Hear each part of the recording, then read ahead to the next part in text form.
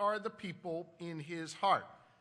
Pennsylvania shaped Joe Biden, and now the values that he learned here, those are the values that are helping shape our nation. Those are the values that he is relying on when he seeks to lift up our fellow Americans. You know, the folks who work on our main streets and in our factories and in our union halls. We got any union members here?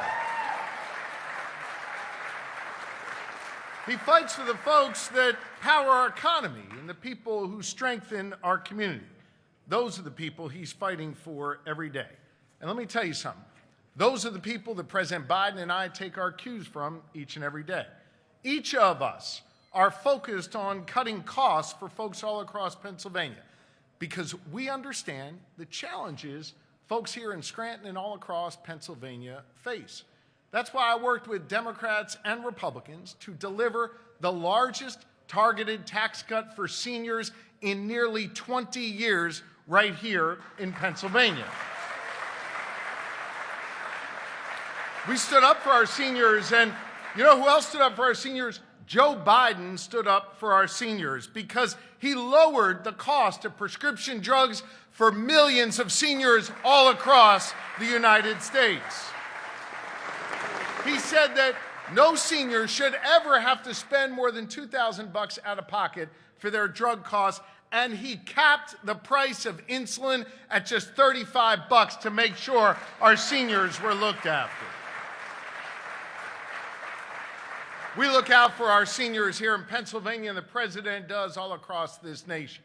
We also look out for children and our families. You know, here in Pennsylvania, we expanded the child care tax credit beyond where it's ever been before. And you know what?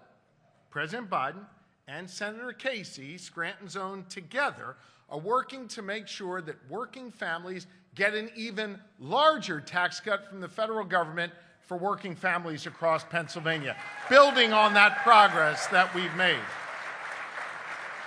You know, I was proud before I was governor to serve as your attorney general. Back when I was attorney general, we took on all kinds of companies that were ripping off Pennsylvanians. I remember when we took on Marriott and Uber, who tried to screw over a bunch of Pennsylvanians with junk fees. Well, President Biden understands that big corporations hiding fees just to make an extra buck on your back, he knows that that is wrong. That's why he's taking them on, he's winning, and he's putting money back in your pockets every single day. You see, it's those Scranton values, those Pennsylvania values that stand up for the hardworking folks, not for those big, powerful corporate interests. Time and time again, Joe Biden has fought to put money back in the pockets of people who are out working hard every single day. And he's looking out for our well-being. We've got children in Pennsylvania today, when their moms turn on the tap, who are drinking water that doesn't have lead in it because Joe Biden made sure those water lines got replaced. He's looking out for our best interests. And every step of the way, he's remembered that replacing those water lines are critically important. But you know what else is important? The people who are doing the work replacing those water lines, building our roads, repairing our bridges, laying down fibers so everybody can be connected to the internet. He is making sure that the dignity of work is respected and the people doing that work earn a proper wage here in Pennsylvania and across the country. Those are Pennsylvania values, the kind of values that he has never forgotten. And let me tell you something. In this race for president, you could not have a clearer contrast between President Biden and Donald Trump. Donald Trump, let me tell you something.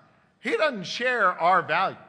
He doesn't care about the working folks. No, he focuses on the rich and the powerful every day. Let me tell you a little story about how Donald Trump disrespects those who are working hard every day. Back when he was president, I was your attorney general. He tried to pass a rule at the federal level that literally would have taken tips away from waiters and waitresses and bartenders. Literally, you'd show up at the restaurant, you'd leave your tip, And the tip would go to the owner of the restaurant. And then he or she would decide whether the waiter, waitress, or bartender could get that. That was wrong.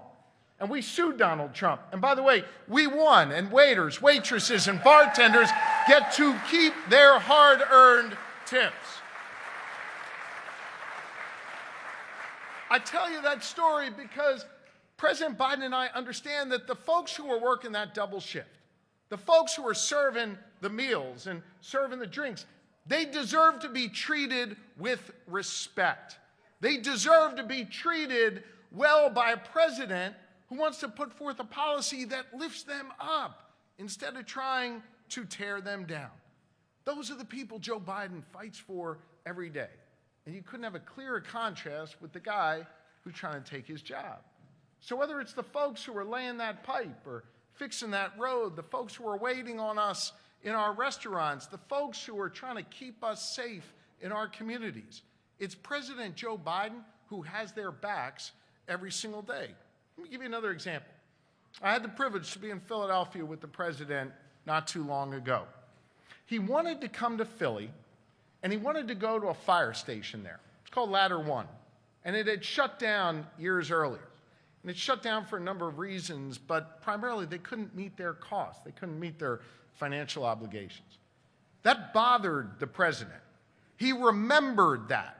And when he came back to Philly that day, he came back with millions of dollars and the opportunity to reopen Ladder 1 in Philadelphia and make sure that community was safe and look out for the firefighters in that community. It bothered him that the community didn't have enough firefighters. It bothered him that the firefighters didn't have what they need. And quietly, our president made sure they were whole. Quietly, our president did the work behind the scenes. You see, Joe Biden understands firefighters aren't there for a phony photo op, which Donald Trump uses them for. They are there to keep us safe, and they deserve respect and dignity, and they deserve more money in their pockets. And Joe Biden has delivered that for them every step of the way. Listen, you're going to hear more from the president, but here's the bottom line. He shares our values. He's worked hard to cut costs and put money back in people's pockets. He's a president who is guided by working folks, guided by the people that fill our union halls and work in our restaurants and work in the hot sun on our roads to make sure that we can get to and from work safely. He's a guy who has never, ever forgotten where he comes from. His Scranton values inform him. His Scranton values inform our nation. And we are better off because of Joe Biden, and we've got a lot of work to do, my fellow Pennsylvanians, to make sure we deliver 4 more years to Scranton's own President Joe Biden. Thank you all very much. We got work to do, so let's get it done. Thank you. Thank you, everybody. Thank you.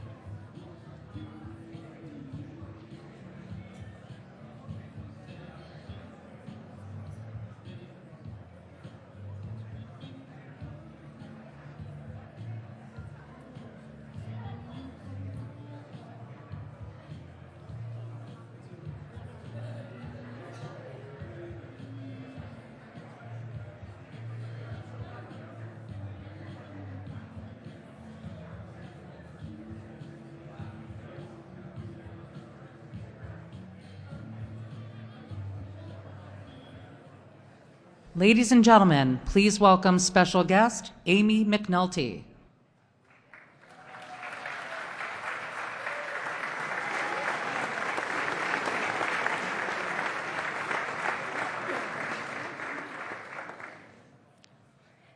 Hello, I'm Amy McNulty, and I'm honored to stand before you today. My story, like many of yours, is one of perseverance and hope. It is the story of providing for a family and hoping to create a foundation for them to have a fulfilling future. My husband Michael and I dream of sending our daughters to college without being burdened with debt, so they can find fulfilling careers that allow them to purchase their own homes where they can create futures of their own. Shortly before our first daughter was born, we decided that Scranton would be the place where we would raise our family. We felt confident that we could afford a home, and we had a solid support system here. We purchased our starter home in 2010, just a block from where President Biden himself once called home. Our daughter Isla was a few months old, and we welcomed our second daughter Muriel just over a year later. We faced a lot of financial pressures as first-time homeowners with two young daughters, but we always stayed focused on love and cherished memories, dreaming of a brighter tomorrow. Now, 14 years later, we still live in that starter home. A few things have changed. Our girls are now 14 and 12. They've grown up, but our home hasn't gotten any bigger. Our one shower works extra hard these days, and there's a daily battle for time in there, the most unfortunate casualty being my husband. Michael and I both have careers in education. I was the first in my family to go to college, and now spend my days helping other first-generation students at my community college succeed. So for our family, there was never a question of whether our children would attend college if they want to, but there was always a question if we could afford it. As our girls get older, those financial pressures are still there. But thanks to President Biden's unwavering commitment to families like ours, for the first time in a long time, we are hopeful. When President Biden expanded the child tax credit, it put an extra $600 in our pocket every month. That meant a lot to us. Not only did it give us a little breathing room during the pandemic, it also let us glimpse a future where we could really start saving for our daughter's college education. Now we're thankful that President Biden is fighting to make that child tax credit permanent, so families like ours can keep saving and keep looking to the future. We're thankful that President Biden is fighting to make it easier for us to upgrade to a larger home that meets our needs. $10,000 easier, in fact, a game changer for families reaching for their first home or trading up from that first home as their family grows. And while other politicians push tax breaks for the super wealthy, who already have more than enough, we're thankful that President Biden is fighting to cut taxes for middle-income families like ours so we can have enough to make the dreams for our daughters a reality. In short, it's pretty nice to have a president who sees the view from Scranton. Yes, yes. He is fighting for us and knows what it's like to grow up where we are.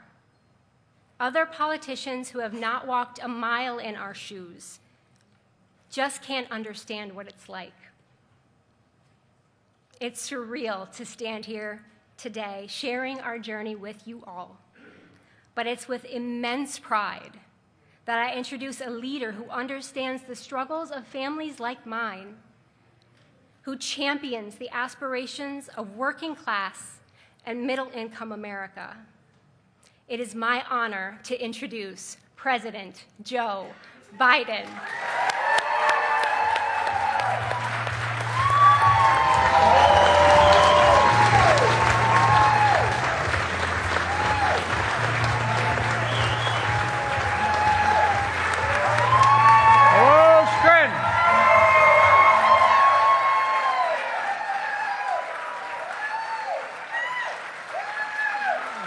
Thank you, thank you.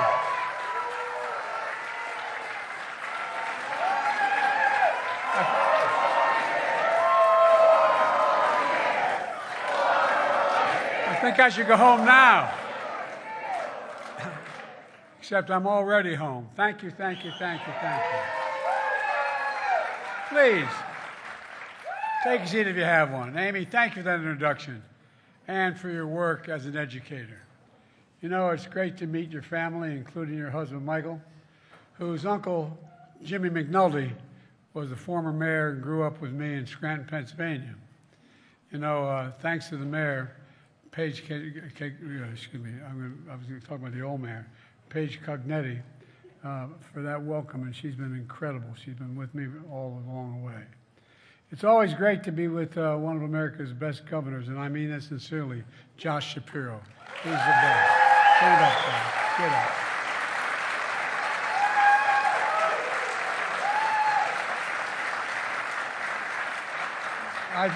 I think Josh and a lot of people are always tired of hearing me talk about Scranton. But you know, Scranton's a place that climbs into your heart, and it never leaves. I mean that sincerely. It's home that's a special thing that's etched in your heart. For me, it was 2446 North Washington Avenue, just a block away from Amy's house. We used to come back after morning mass to St. Paul's on Sundays. St. Clair's wasn't built until I had moved. And my grandfather, who worked for the newspaper, and my uncles would hold court around the kitchen table with a guy who was sort of the David Broder of the Pennsylvania Press, the Scranton Press. You think I'm kidding? It wasn't, but anyway. And he would, they'd come and have breakfast at the table, and a kid could wander around the table where the adults were sitting, but you could never sit at the table. And I'd walk up and stand next to my grandpa, and while they were having conversation, and they're talking about what was going on in the neighborhood, they talked about what was going on in the world. They're all learned men, and I learned a lot here in Scranton. I learned that money doesn't determine your worth. My grandfather would tell me, Joey, nobody's more worthy than you, and everyone's your equal. And that was, that was.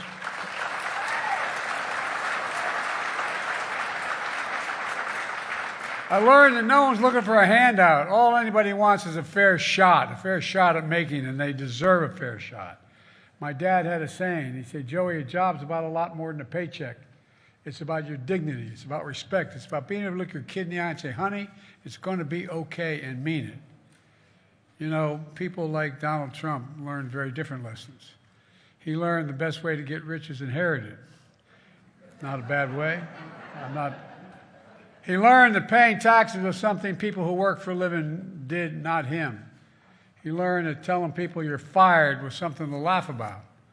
I guess that's how you look at the world when you're in Park Avenue or Mar-a-Lago. But if you grew up in a place like Scranton, nobody handed you anything. You paid your taxes. You made sure being told you're fired wasn't entertainment. It was a nightmare that people worried about. And all people knew, all I knew about the people like Trump who looked down on us were the people that haven't changed. They wouldn't welcome us in their homes and their clubs. Folks, where we come from matters. When I look at the economy, I don't see it through the eyes of Mar-a-Lago. I see it through the eyes of Scranton, and that's not hyperbole. That's a fact. Where honesty and decency matter. Where faith matters. Where family is everything. Where we grew up knowing in our homes that Wall Street didn't build this country. The middle class built this country. and unions built the middle class.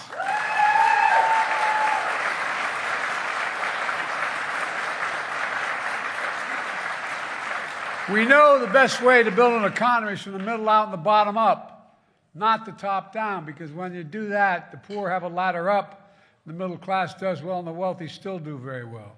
We all do well. There's a stark contrast from my opponent.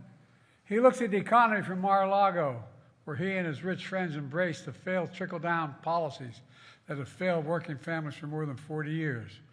Scranton values or Mar-a-Lago values.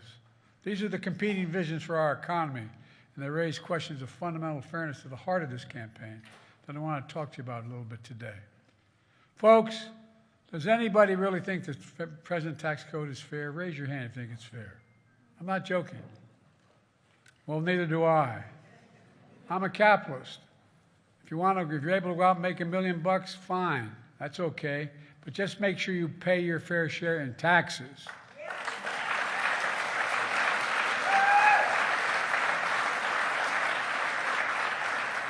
A fair tax code is how we invest in the things that make this country strong. Healthcare, education, defense, and so much more. But here's the deal. For more than 40 years, our Republican friends have promised that the best way to grow the economy is from the top down. But here's what they don't tell you. It's never worked. The benefits don't trickle down. And the very wealthy pay less in taxes, and we have to borrow more and invest less in the things that families really need, from schools to hospitals, healthcare, roads, bridges, and so much more. Think what happens when the factory closes in Scranton or anywhere around the country, when the school is underfunded, when inequity grows larger and larger. It puts the middle class further out of reach and rips the dignity and pride and hope out of communities all across the country, including right here in Pennsylvania. Folks, trickle-down economics failed the middle class. It failed America. And the truth is, Donald Trump embodies that failure. He wants to double down on trickle-down. His failure starts with his $2 trillion tax cut that overwhelmingly benefited the wealthiest and biggest corporations and exploded the federal debt when he was president. Donald Trump added more to the national debt than any president of the United States in a term in all of American history, more to the national debt.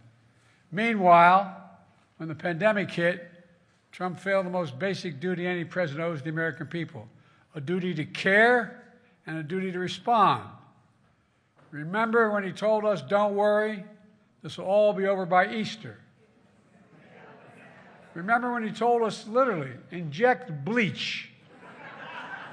Bless me, Father. Look, think about it. Think about it. Because he failed to care, not only did people die, but millions of Americans lost their jobs, their homes, their livelihoods. On Trump's watch, in the 4 years he was president, we lost nearly 3 million jobs were lost. 275,000 of those jobs lost right here in Pennsylvania. In the Scranton area, Trump lost 17,400 jobs. 180,000 manufacturing jobs lost nationwide, including 37,000 manufacturing jobs right here in Pennsylvania. There are only 2 presidents on record in all of American history that left office with fewer jobs than when they entered office. Herbert Hoover, and yes, Donald Herbert Hoover Trump. Look,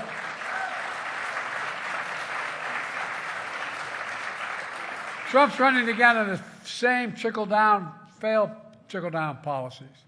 Nothing's changed. Just a few months ago at a closed-door event in Mar-a-Lago, he told his millionaire and billionaire donors the following, this is a quote, "You're rich as hell, and we're going to give you tax cuts," end of quote. And then they all laughed about it. Not because they didn't think it would happen, because they knew it will happen if he's elected. How does that make me feel? How does it make you feel? How does it make the people I grew up with feel? I think it's outrageous. Trump wants to renew another round of billionaire tax breaks and corporate giveaways. And look, I come from the corporate state of the world, Delaware. I represented for 36 years. They're entitled to make a fair profit. It makes sense. There's more corporations incorporated in Delaware than every other state in the nation combined. But this is ridiculous what's going on now. You know, there are about 1,000 billionaires in America. Do you know what the average federal tax rate for a billionaire is today in America? For real. 8.3%. That's how much federal tax. No, I'm serious. Not a joke. Far less than the vast majority of Americans pay in federal taxes. No billionaire should pay a lower tax rate than a teacher, a nurse, a sanitation worker. I mean it.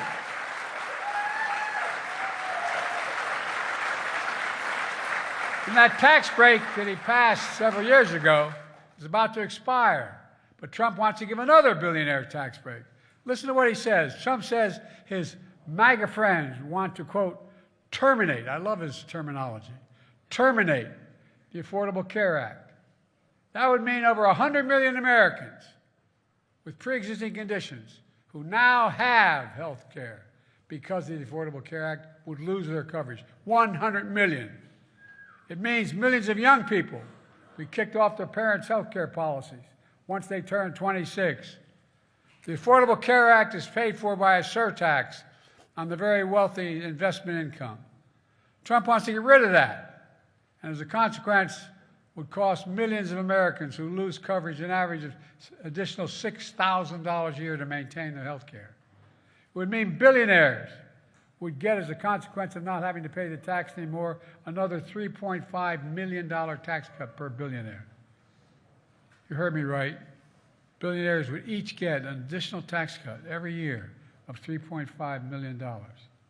That's 70 times what a typical family here in Scranton makes in 1 year. I have a better idea. As soon as I came to office, I expanded tax credits through the Affordable Care Act and saved millions of Americans another $800 per person per year on their health care premiums.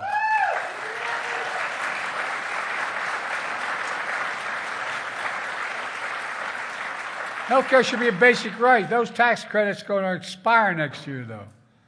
And I want to make those tax credits permanent. The first thing I'll do if I'm reelected is make them permanent. Folks, and my plan calls for a minimum federal income tax of 25%, just 25% on billionaires. Well below the top rate, but fair, and they can afford it. You know how much money that would raise? That would raise $500 billion over the next 10 years. $500 billion. Be a drop in the bucket for them. They wouldn't have to sell one single bit of their assets. And imagine what we could do for America. Imagine a future with affordable child care, paid leave, home care, elder care, and more, like every major country in the world has. Of all this is not only good for families, it creates jobs. It generates growth. It generates income. It generates economic vitality. Because guess what? When you have child care and you don't have to go out and hire somebody, you can go to work. I asked the Treasury Department to do a study. What's the effect of this? The effect of what I'm talking about is to increase economic growth. We have the most successful economy in the world today. But folks, how does Trump pay for these billionaire tax cuts? Well, Trump recently said Social Security and Medicare, quote, here's his quote, there's a lot you can do in terms of cutting, end of quote. Well, right on cue, the MAGA Republicans in Congress released their budget, which hasn't gotten nearly enough attention. The budget they proposed for next year would raise the retirement age in Social Security and would slash Medicare. Think about that for a second. MAGA Republicans want billionaires to pay less in taxes, want seniors to work longer before they can retire on Social Security benefits, and they want to cut Medicare. I got a better idea. Let's protect Social Security and Medicare and make the very wealthy begin to pay their fair share in high taxes.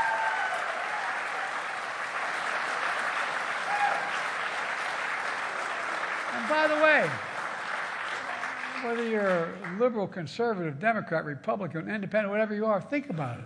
We're not asking much. just asking for just basic fairness. You know, I've already been delivering real results in a fiscally responsible way. But I know not everyone's feeling it. Just the other day, a defeated-looking guy came up to me and asked if I could help. He was drowning in debt. I said, "I'm sorry, Donald, but I can't help you."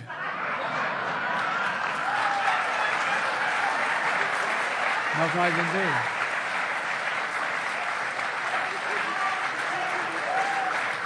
Look, on a serious note, since I came to office, I've already cut the federal deficit. You know, all the stuff they talk about what we've done, and I'm going to be self-serving a little bit. Every objective alternative points out we've had the most successful economy of any major economy in the world so far. A lot more to do. But guess what? During the whole time, I've been able to cut the federal deficit at the same exact time by over $1 trillion. $1 trillion. And I signed a bipartisan budget deal that will cut another $1 trillion over the next decade as well. And I know what to cut. I want to cut the federal deficit even more by making big corporations very well to begin to finally pay their fair share. We're not asking anything that's unusual. Under my plan, nobody earning less than $400,000 will pay an additional penny. I hope you're all able to make $400,000. I never did. But they're not going to pay an extra penny in federal taxes. That's a promise. Nobody. Not one penny. You know, I have to say, if Trump's stock in the Truth Social, his company, drops any lower, he might do better under my tax plan than his. Possible.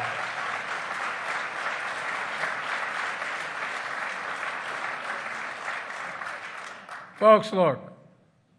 I want to cut taxes on the hardworking folks here in Scranton and all across the country, and Claymont, where I've moved from Scranton to Claymont in Delaware, all across the country, like Amy's family.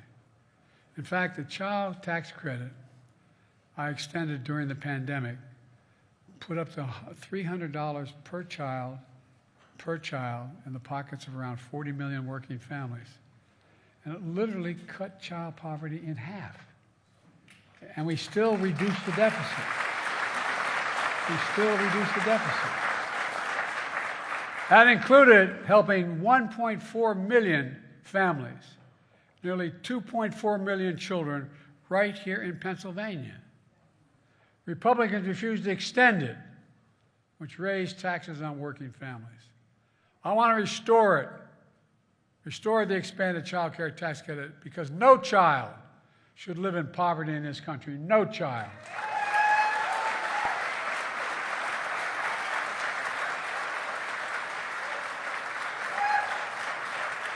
We've got a lot more work to do, I know. The cost of housing is so important. I want to provide families like Amy's the $10,000 tax credit to help them buy their first home or trade up for a little more space. Well, no, it's important. And by the way, it will grow the economy. When Trump was president in 2020, 55 of the largest corporations in America, the Fortune 500, made $40 billion in profit and paid zero on federal income taxes.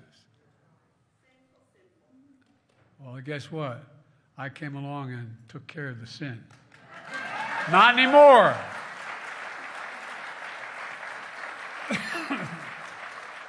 Thanks to a law that I wrote and signed, big corporations now have to pay a minimum. They should be paying more, a minimum of 15% tax. There's a start, but not enough. By doing that 15% tax, they pay for every program that people are now benefiting from, and still cut the deficit by $70 billion.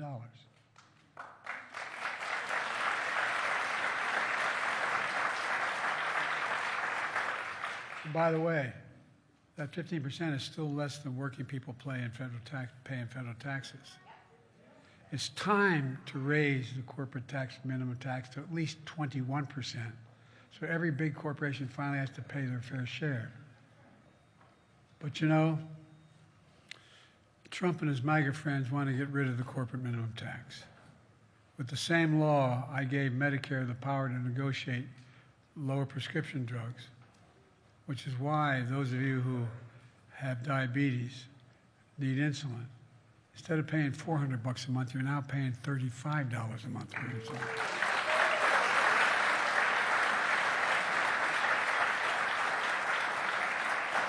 I've been working on taking on Big Pharma my whole career, but guess what? If I put you on Air Force One, we flew out of here, and you took a prescription you had from a drug company in America, I will take you any city you name, whether it's Berlin, whether it's in Canada, whether it's in Hungary, wherever it is, and you'll pay 40 to 60% less for that same exact prescription. No, not a joke. And by the way, when we in fact reduce, and there's much more to come in that healthcare proposal, that Medicare proposal.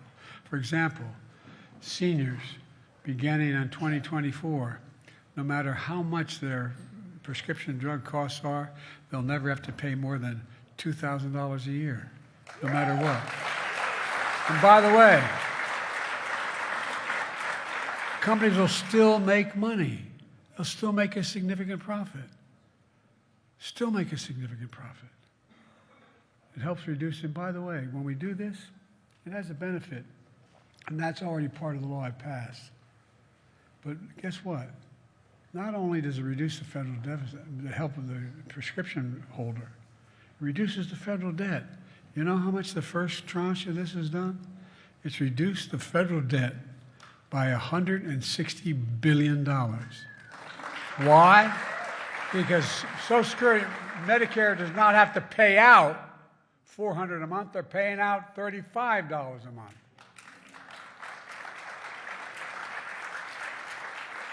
But Trump's committed, if he's reelected, he gets elected again, he wants to get rid of the law and give Big Pharma the power to charge again whatever you want, which will also increase the deficit. Folks, are we going to let that happen? No. We can't. And that same law empowers the IRS to go after the super wealthy. You know what? It's amazing how we had passed legislation increasing the number of auditors. Guess who wanted them all cut? No, I'm not joking. Republicans. Why? Because it takes an awful lot of sophistication to be able to go through the tax returns of these billionaires to know what's going on. But while you work hard and pay your taxes, Trump wants to give his billionaire friends the power to avoid paying, even what they already owe, not what they should be paying. I know if you didn't know better, you think I'm making this up, but you can check it all out. Folks, he's coming for your money, your health care, and your Social Security. And we're not going to let it happen. Can't let it happen.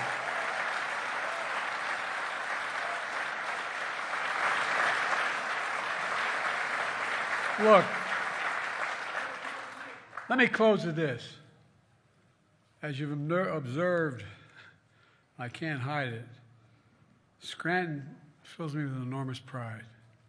My mom didn't live in Scranton permanently since 1954. I swear to God, whenever she was asked, no matter where we were, Mrs. Biden, where you live, where you from, she'd say, Scranton. Do you know anybody who's from Scranton that still doesn't brag about being from Scranton? Look, because I see here what I saw in Claymont, Delaware, where we moved. Used to be a big steel town with 4,000 workers, all gone now, although we're back with other growth.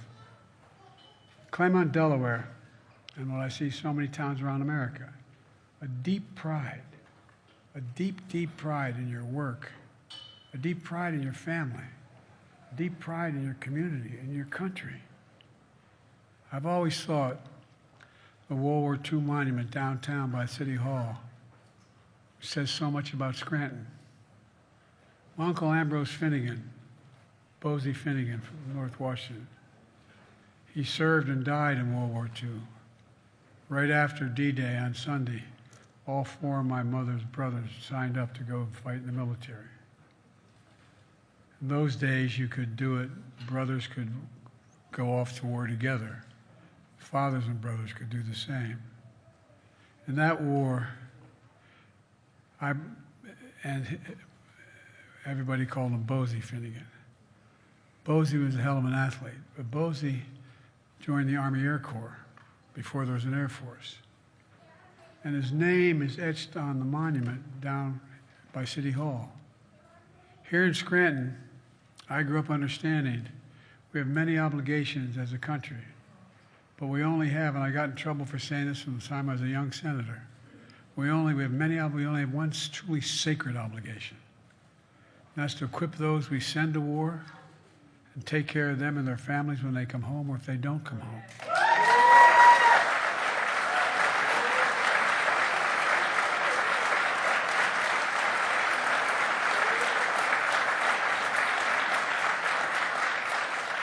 I don't want to lose my temper in this, but I think about the statue in town now that I'm Commander-in-Chief. And I had them double-check my memory was correct that Uncle Bosie Ambrose J. Finnegan's name is etched on that statue. And I have to say, there are a lot of things that Donald Trump has said and done that I find extremely offensive. But one that offends me the most is when he refused as president to visit an American cemetery outside of Paris when he was president. Why? He said that those soldiers who gave their lives were, quote, was his quote, suckers and losers. Suckers and losers, he said it. Who the hell does he think he is? Who does he think he is? These were heroes. These soldiers were heroes. Just as every American who served this nation. Believing otherwise, that alone is disqualifying for someone to seek this office. Thank God I wasn't standing next to him. As I've said, Donald Trump looks at the world differently than you and me. He wakes up in the morning in Mar-a-Lago thinking about himself, how he can help his billionaire friends gain power and control and force their extreme agenda on the rest of us. Listen to what he says. He says, quote, I'll be dictator on day one. Quote, I am your retribution. He promises, quote, a bloodbath if he loses. This guy denies January 6th. Listen to what he says, because you know he means it.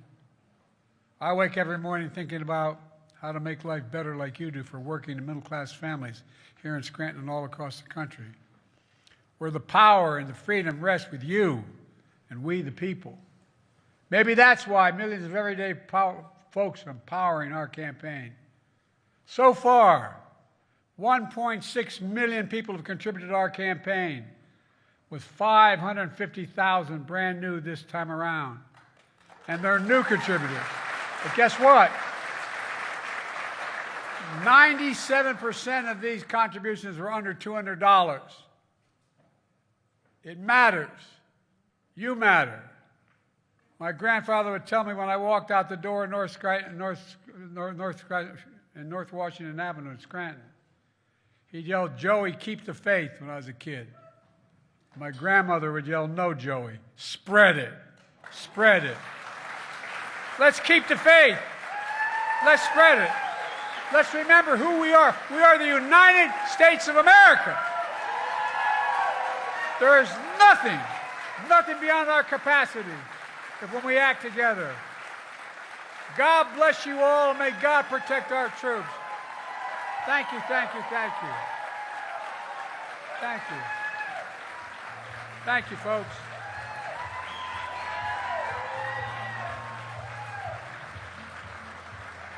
Thank you.